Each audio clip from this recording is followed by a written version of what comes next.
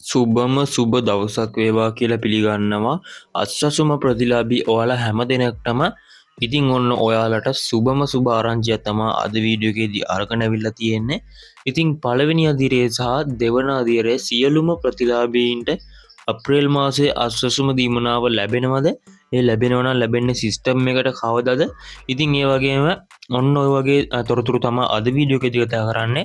ඉතින් මෙන්න මේ වගේ අස්සසුම සම්බන්ධයෙන් සහ රජයෙන් දෙන දීමනා සම්බන්ධයෙන් තොරතුරක් දැනගත්තොත් එහෙම ඒ තොරතුරු ඉතා ඉක්මනින් දැන ගැනීමට නම් ඉතින් අපේ නාලිකාව subscribe කරලා එකතු වෙලා ඉන්න ඕන.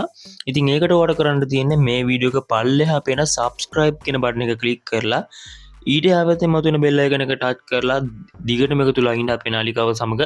ඉතින් ඒ වගේම අස්සසුම සම්බන්ධයෙන් හරි මොනවා හරි ප්‍රශ්න තියෙනවා නම් ඔයාලට එක්ක සිස්ටම් එකේ ගැටලුවක් වෙන්න පුළුවන්, එක්ක අස්සසුම මුදල් සම්බන්ධයෙන් ගැටලුවක් වෙන්න පුළුවන්.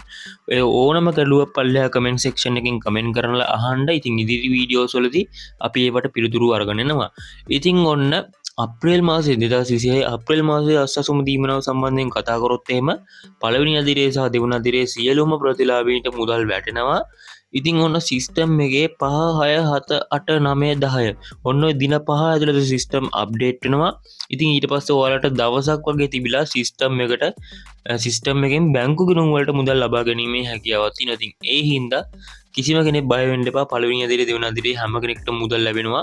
ඉතින් ඒ කියන්නේ සිංහල හින්දු අලුත් අවුරුද්දට කලින් ඔයාලට මුදල් ලබා ගැනීමේ හැකියාවක් තියෙනවා.